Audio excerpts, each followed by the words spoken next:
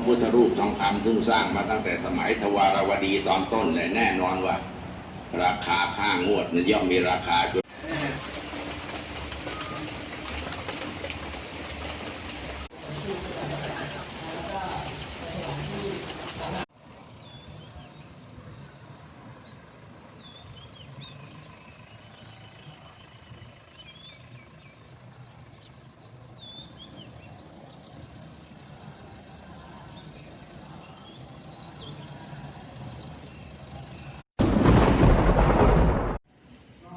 สวัสดีครับวันนี้พบกับช anel มิสเตอร์เทพครับวันนี้ผมพามาอัปเดตวัดหลวงปู่ฮกครับคือวัดลุงลาดนะครับอยู่จังหวัดชลบุรีครับผมเดี๋ยวมาดูกันผมเคยลงคลิปก่อนหน้านั้นไป1 ปีแล้วครับเดี๋ยวย้อนหลังมาอีก1 ปีเดี๋ยวผ่านมาอีก1 ปีเดี๋ยวเรามาดูกันว่าวัดหลวงปู่ฮกเป็นยังไงบ้างครับคืบหน้าแค่ไหนแล้วก็มีคนมาเที่ยวเยอะแค่ไหนครับนี่ครับมากับมาเดี่ยวครับมาเดี่ยวคนรูปหล่อครับผมเดี๋ยวเราไปดูกันนะครับอัปเดตวัดหลวงปู่ฮกเป็นไงบ้างดูครับ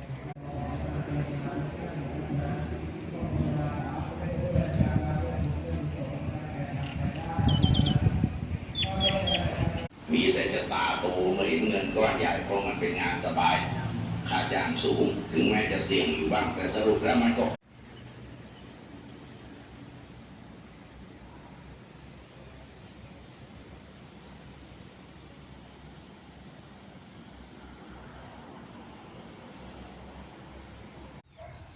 ลูกชายลูกพี่ตอนนั้นนะเมื่อพี่นั่งมาใหม่พี่มานั่งมาใหม่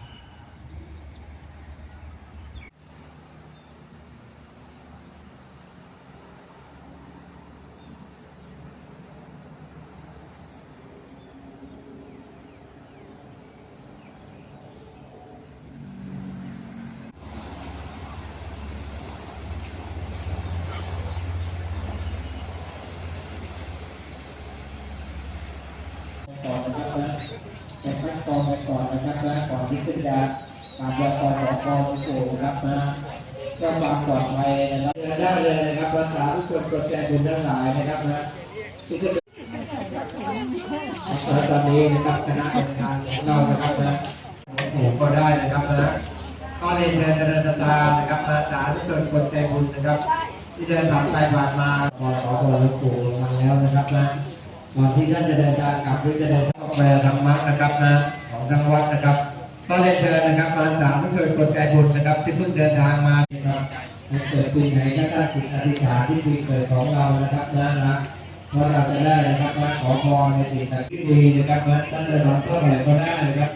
เราไม่ได้กำหนดกฎเกณฑ์นะครับเรื่องการทำบุญนะครับดีมากเราก็ทำนะครับนะก่อนจะไปใกล้จะกลับแวะมาทางนี้นะครับแยกกันมาสร้างบุญสร้างกุศลกันทางด้านนี้นะครับมาร่วมกันสร้างบุญงาม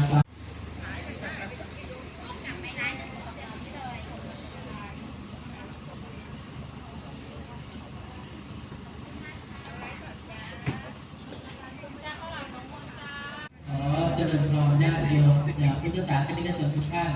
ที่ประกาศขอพรหลวงปู่ท่านจะต้อนรับญาติโยมพุทธศาสนิกชนทุกท่านท่านร่วมกันทำบุญโดยการสร้างโบสถ์สร้างวิหารอิฐหินปูนทรายค่าน้ำค่าไฟมีหลายราคาต้องถามดูว่าแบบไหนมีตั้งแต่50 บาทยันเป็นแสนเลยอันนี้ในหน้าแต่เจริญธรรมจะไล่ดูแล้วแต่เราชอบ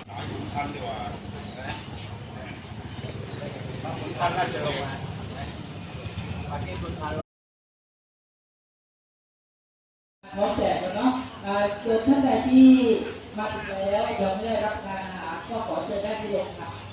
รู้สึกว่ากินนะฮะ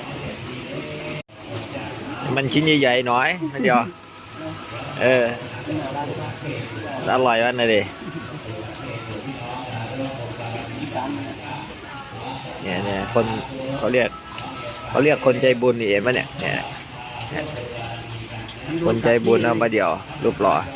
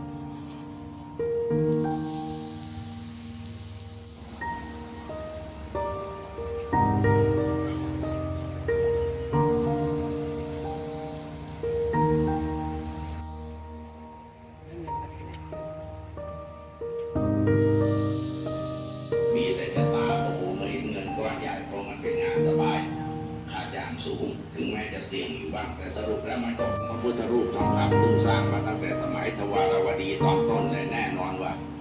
ราคาค่างวดนั้นย่อมมีราคาอยู่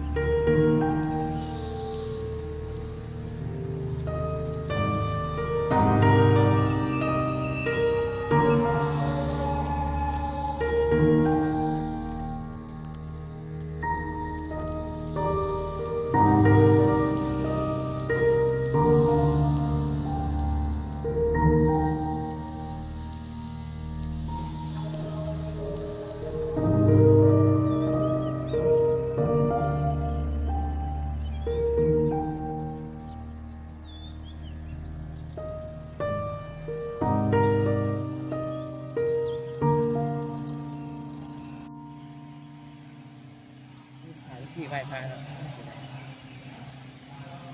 ถ่ายให้